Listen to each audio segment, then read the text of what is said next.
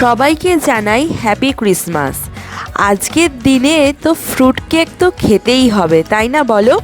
আর সেই ফ্রুট কেকটা যদি আমরা বাইরের কোনো নামি দামি দোকান থেকে না কিনে বাড়িতেই খুব কম খরচে কিছু ঘরোয়া উপকরণ দিয়ে যদি বানিয়ে নিতে পারি তাহলে কেমন হয়? মন্দ হবে না বলো? তো আজ আমি তোমাদের জন্য একদম ঘরোয়া উপকরণে ঘরে থাকা জিনিস দিয়ে আমি এই ফ্রুট কেক তোমাদেরকে বানিয়ে দেখাবো। আজকের দিনে যদি নাও বানাতে পারো, সামনে আসছে নতুন বছর, সেই দিনেও কিন্তু তোমরা অনায়াসেই এই কেক বানাতে পারবে। তো চলো দেরি না করে শুরু করা যাক।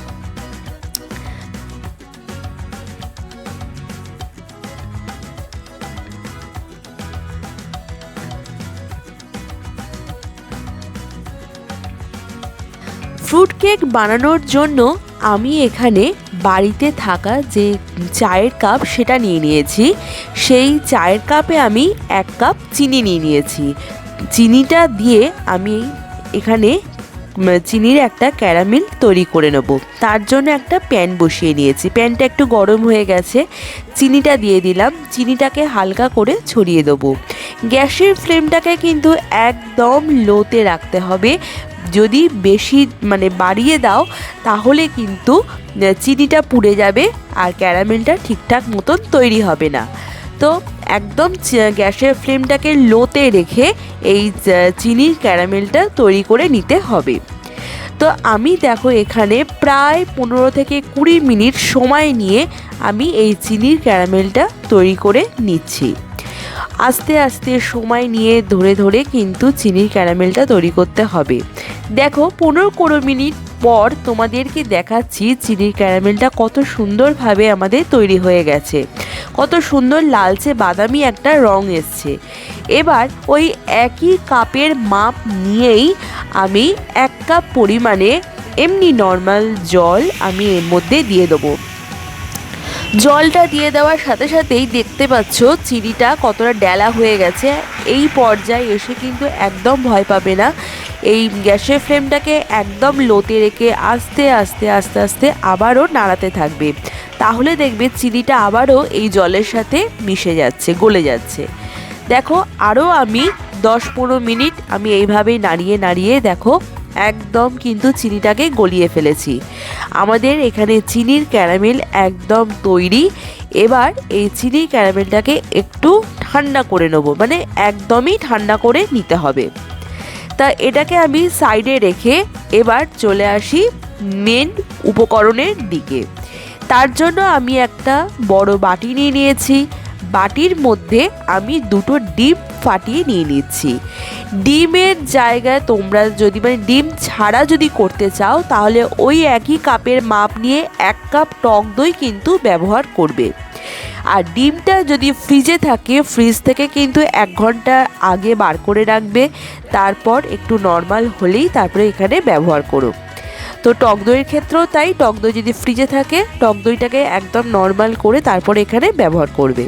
ডিম নিয়ে নিলাম। ডিমের পরে আমি নিয়ে নিচ্ছি ওই একই কাপের মাপ নিয়ে 1/2 কাপ পরিমাণে সাদা তেল। সাদা তেল দেওয়ার পরে দিয়ে দিচ্ছি 1 চামচের মতন তোমার ভ্যানিলা এসেন্স।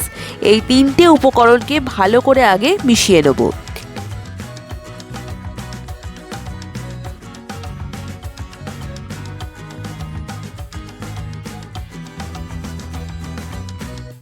ভালো করে মিশিয়ে নেওয়া হয়ে গেলে আগে যে আমি ক্যারামেলটা তৈরি করে রেখেছিলাম সেই ক্যারামেলটা কিন্তু একদম ঠান্ডা হয়ে গেছে। দেখো আমি একটুখানি আঙুল দিয়ে দেখিয়ে দিচ্ছি। দেখো আমি কিন্তু আঙুল আমি রাখতেই পাচ্ছি অনায়াসে, একদম গরম নেই। তো এই পর্যায়ে এসে আমি এই ক্যারামেলটাকে তোমার এই মিশ্রণের মধ্যে দিয়ে দিচ্ছি। গরম ক্যারামেল কিন্তু এখানে একদমই ব্যবহার করবে না। ভালো করে দিয়ে সমস্ত উপকরণকে ভালো করে মিশিয়ে নেবো। ভালো করে মিশিয়ে নেওয়া হয়ে গেলে এবার একটা চালনি আমি এর মধ্যে রাখছি, কারণ এরপরে আমরা কিছু শুকনো উপকরণ দেব, সেগুলোকে চেলে নেওয়া খুবই দরকার। কেক বানানোর সময় শুকনো উপকরণ যদি চেলে ব্যবহার করো কেক কিন্তু অনেক সফট হয়। তো আমি একটা চালনি নিয়ে নিচ্ছি। আমি এর মধ্যে দিয়ে দেবো একই কাপের মাপ ধরে 2 কাপ পরিমাণে ময়দা। এবার দেবো 10 টাকার যে আমুল স্প্রে দুধের প্যাকেট, সেটা আমি নিচ্ছি হাফ কাপের মতন। সেই দুধটাও আমি দিয়ে দিচ্ছি এখানে, হাফ কাপের মতন গুঁড়ো দুধ। এবার দিচ্ছি বেকিং সোডা হাফ চামচের মতন, আর বেকিং পাউডার 1 চামচের মতন। এবার আর দিয়ে দেব এখানে সামান্য, মানে 1 চুটকি, মানে 1 পিঞ্চ মতন নুন। এই সমস্ত শুকনো উপকরণকে ভালো করে আগে চেলে নিতে হবে। এখানে আমি যেরকম মাপগুলো দেখালাম ঠিক সঠিক এই একই মাপ নিয়েই যদি তোমরা বাড়িতে বানাও, তাহলে তোমাদের কেকও কিন্তু এই রকমই স্পঞ্জি হবে এবং নরম হবে। তো আমি শুকনো উপকরণগুলোকে ভালো করে চেলে নেবো। দেখো চেলে নেওয়ার পরে কত ডালা ডালা জিনিস আমার বেরিয়ে এলো, এই কারণেই মানে চেলে নেওয়া দরকার। তো এটাকে আমি বাদ দিয়ে দেবো। দিয়ে এবার শুকনো উপকরণের সাথে আগের যে মানে ব্যাটারটা আমি তৈরি করে রেখেছিলাম সবটাকেই কিন্তু ভালো করে মিশিয়ে নেব। প্রায় 15-20 মিনিট ধরে ভালো করে মিশিয়ে নেওয়া হয়ে গেলে মানে মিশিয়ে নিয়েছি। এতে দেখো কতটা আমার এয়ার বাবলস এখানে তৈরি হয়েছে। আর এই কেকের ঘনত্বটা কিন্তু ঠিক এই রকমই হবে। ঠিক এই রকম ঘনত্বের কিন্তু কেকের ব্যাটারটা তোমাদেরকে রেডি করতে হবে। তো এটা আমার পুরোপুরি তৈরি। এবার যে আমরা ড্রাই ফ্রুটগুলো নেব সেগুলোকে একটুখানি তৈরি করে নেব। এখানে দেখো আমি 3-4 রকমের আমি টুটি ফুটি নিয়েছি, কমলা, হলুদ, সবুজ, লাল। এবার নিচ্ছি মোরব্বা, আর লাগবে চেরি, আমন্ড, কাজু, কিশমিশ। এবার তোমরা তোমাদের মতন কিন্তু ড্রাই ফ্রুট বাড়াতেও পারো, কমাতেও পারো, সেটা তোমাদের ইচ্ছা। ড্রাই ফ্রুটটা পুরোপুরি তোমাদের ইচ্ছা মতনই এখানে ব্যবহার করবে। এবার আমি এই সমস্ত ড্রাই ফ্রুটকে একসাথে কিন্তু কেকের মধ্যে দিয়ে দেবো না। এখান থেকে কিছুটা পরিমাণে ড্রাই ফ্রুট আমি অন্য বাটিতে দেখো নিয়ে নিচ্ছি। সব রকম ড্রাই ফ্রুট যা যা নিয়েছি তার থেকে কিছুটা পরিমাণে ড্রাই ফ্রুট আমি এই বাটিটার মধ্যে নিয়ে নিলাম। আর ওপর থেকে একটুখানি গুঁড়ো ময়দা ছড়িয়ে দেবো। গুঁড়ো ময়দা ছড়ানোর একটাই কারণ, যখন আমি কেকের ব্যাটারটা মধ্যে এই ড্রাই ফ্রুটগুলো মেশাবো যাতে এই ড্রাই ফ্রুটগুলো নিচে থিতিয়ে না পড়ে, তার কারণেই কিন্তু এই গুঁড়ো ময়দাগুলোকে আমাদেরকে ছড়িয়ে নিতে হয়। এবার ভালো করে গুঁড়ো ময়দা দিয়ে এই ড্রাই ফ্রুটগুলোকে কোট করে নিলাম। ময়দা দিয়ে কোট করা এই ড্রাই ফ্রুটগুলোকে এবার আমি এই কেকের ব্যাটারের মধ্যে সমস্ত ড্রাই ফ্রুট আমি দিয়ে দিচ্ছি। দিয়ে ভালো করে এই কেকের ব্যাটারের সঙ্গে ড্রাই ফ্রুটগুলোকে ভালো করে মিশিয়ে নেব। নিয়ে কেকের ব্যাটারটাকে প্রপারলি একদম তৈরি করে নেব। কেকের ব্যাটার একদমই আমাদের তৈরি। এবার দেখো আমি কেকটাকে বেক করব। কেকটাকে বেক করার জন্য আমি কোনো রকমের কেক মোল্ড ব্যবহার করিনি, কারণ সবার বাড়িতেও কেক মোল্ড থাকে না, তাই না? তো আমি বাজারে যে বা দোকানে এই ফয়েলের যে বাটিগুলো কিনতে পাওয়া যায় সেই বাটি এখানে আমি ব্যবহার করছি। তো আমি এই বাটির মধ্যে কোনো রকম কিন্তু বাটার পেপার ইউজ করব না, কারণ বাটার পেপারও সবার কাছে অ্যাভেলেবেল থাকে না। তাই আমি এই কেকের যে ফয়েলের বাটির মধ্যে একটু সাদা তেল ভালো করে ব্রাশ করে নিলাম। সাদা তেল ভালো করে ব্রাশ করে নেওয়া হয়ে গেলে আমি একটু ময়দা ছড়িয়ে দেব। এটাই কিন্তু তোমার বাটার পেপারের কাজ করবে। ভালো করে ছড়িয়ে নেওয়া হয়ে গেলে ভালো করে সুন্দর করে বাটিটাকে আমি কোট করে নিলাম। নেওয়ার পর আগের থেকে যে কেকের ব্যাটারটা আমি তৈরি করে রেখেছিলাম সেই কেকের ব্যাটারটা সম্পূর্ণটাই আমি এই বাটির মধ্যে দিয়ে দিচ্ছি। সম্পূর্ণ কেকের ব্যাটারটা বাটির মধ্যে ঢেলে দেওয়া হয়ে গেলে এবার ওপর থেকে যে বাকি ড্রাই ফ্রুটগুলো ছিল সেগুলোকে একটু ডেকোরেশন করে দেবো। ব্যাস, আমাদের কেকের যে বেক করার জন্য কেকের বাটিটা একদমই তৈরি। আর এখানে যেহেতু আমি ফ্রুট কেক বানাচ্ছি, তো সেখানে তো ফ্রুট কেকের মধ্যে ড্রাই ফ্রুটটা একটু বেশিই থাকবে, এটা তো স্বাভাবিক ব্যাপার। তো চলো, আমার এখানে পুরো বাটিটাই কিন্তু তৈরি। এবার আমি কেকটা বেক করার জন্য কোনো রকম মাইক্রোওভেন কিচ্ছু ব্যবহার করব না।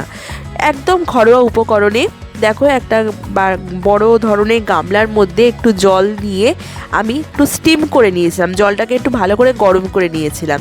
এই ধরো 5 থেকে 10 মিনিটের জন্য একটু হাই ফ্লেমে। এবার এই যে বাটিটা আমার তৈরি হয়ে গেল, কেকের বাটিটাকে আস্তে করে আমি এই গামলার মধ্যে বসিয়ে দেবো, দিয়ে একদম উপর থেকে ঢাকা দিয়ে দেবো। 8 ঘন্টা 45 মিনিটের জন্য আমি কেকটাকে বেক করব। 8 ঘন্টা মাঝখানে আরেকবার তোমাদেরকে খুলে দেখাবো কতটা সুন্দরভাবে ফুলে উঠছে। তো চলো ঠিক 15 থেকে 20 মিনিট পর তোমাদেরকে দেখাচ্ছি কেকটা কতটা বেক হলো। তো চলে এসেছি, দেখো বন্ধুরা, আমি ঢাকাটা খুলি, দেখি ভেতরে কেকটা কেমন বেক হয়েছে। খুলজা সিমসিম, এই দেখো কত সুন্দর কেকটা ফুলেছে, দেখেছো? আর কালারটাও কিন্তু ভীষণই ভালো এসছে। কি বলো তো, ক্যারামেলটা ব্যবহার করলেই ফ্রুট কেকের কালার কিন্তু খুবই ভালো আসে, সেই কারণেই কিন্তু ক্যারামেলটা ব্যবহার করতে হয়। আচ্ছা, এরপর কিন্তু আমি এর ওপর থেকে একটু বাটার ব্রাশ করে দেবো, তাতেও কিন্তু আরও সুন্দর কেকের ব্যাটারটা মানে দেখতে খুব সুন্দর হবে। তো আমি একটুখানি বাটার এখানে একটু ব্রাশ করে দিলাম। এবার আবারও আমি ঢাকা দিয়ে দেবো 15 থেকে 20 মিনিটের জন্য। কারণ হচ্ছে এখনও কিন্তু ভালো মতন বেক হয়নি। ঢাকা দিয়ে দেবো একদম, তোমাদেরকে 15-20 মিনিট পর আবারও তোমাদেরকে দেখাবো। তো চলো 15-20 মিনিট পর আমি চলে এলাম। এবার তোমাদেরকে দেখাচ্ছি ফাইনাল লুক। দেখো কেক কিন্তু আমাদের একদম তৈরি, আর এত সুন্দর কেকের গন্ধ বেরিয়েছে আর বলার কথা নয়। তো চলো তোমাদেরকে এবার একটু কেটেও দেখাচ্ছি। দেখো কত সুন্দর কেকটা বেক হয়েছে, দেখো ভেতর থেকে। তো এই রকমইভাবে তোমরাও বাড়িতে কিন্তু বানিয়ে নিতে পারো। কোনো রকম মানে বিশাল জিনিসপত্র দিয়ে কেক কিন্তু বানানোর কোনো দরকার নেই। ঘরে যা যা থাকবে আমার সেই সমস্ত উপকরণ দিয়েই তোমরা কিন্তু বানিয়ে নিতে পারবে। আর এখানে আমি কিন্তু কোনো রকম মেজারিং কাপ কিন্তু আমি ব্যবহার করিনি, কারণ মেজারিং কাপও কিন্তু সবার বাড়িতে থাকবে না। চায়ের কাপ তো সবার বাড়িতেই থাকে, তো সেই চায়ের কাপ দিয়েই তোমরা এই শীতে কেক কিন্তু বানাতেই পারো। তোমাদেরকে এবার একটু কেটে দেখাবো। এই কেকটা যখন কাটছি প্রায় 3 থেকে 4 ঘন্টা পরে আমি কাটবো, কারণ কেকটা প্রপারলি ঠান্ডা হলে, একদম ঠান্ডা হওয়ার পরেই কিন্তু কেকটা কাটতে হবে। দেখো বন্ধুরা, কেকটা আমি যখন বার করছি আস্তে করে আমি কেক মোল থেকে ছাড়িয়ে নিচ্ছি কেকটাকে। এবার কেকটাকে পুরোটা উল্টে দিলাম। উল্টে দেওয়ার পর দেখো একদম ইজিলি বেরিয়ে এলো, কোনো রকম কিন্তু এই ফয়েলের গায়ে একটু কেক কিন্তু লেগে নেই, আর কোথাও কিন্তু ভেঙেও যায়নি। তাহলে বুঝতে পারছো যে একদম কোনো রকম বাটার পেপার ছাড়াই বাড়িতে থাকা জিনিস দিয়ে কিন্তু তুমি এই ফয়েলের যে বাক্সতে তুমি কিন্তু কেক বানাতে পারবে। আর দেখো আমি তোমাদেরকে দেখাচ্ছি ফয়েলটা পুরো পরিষ্কার। এবার তোমাদেরকে কেটেও দেখাবো কেকটা কতটা স্পঞ্জি হয়েছে। এবার একটু দেখো যে এত নরম হয়েছে, তুমি যদি রেখেও দাও, ফ্রিজেও রাখো, কোনো অসুবিধা হবে না, এই রকমই থাকবে, এরকমই নরমই থাকবে। তো আজকের ভিডিওটা তোমাদের কেমন লাগলো অবশ্যই করে জানিও। আর এই শীতের মধ্যে যে কোনো সময় এই কেক কিন্তু বানাও, ফ্রুট কেক বানাও। আশা করি আমার মতন এই প্রসেসগুলো দেখে বানালে তোমাদের কেকও একই রকম হবে। আজকের মতন আসি, আবারও আসবো পরের দিন অন্য কোনো ভিডিওর সাথে।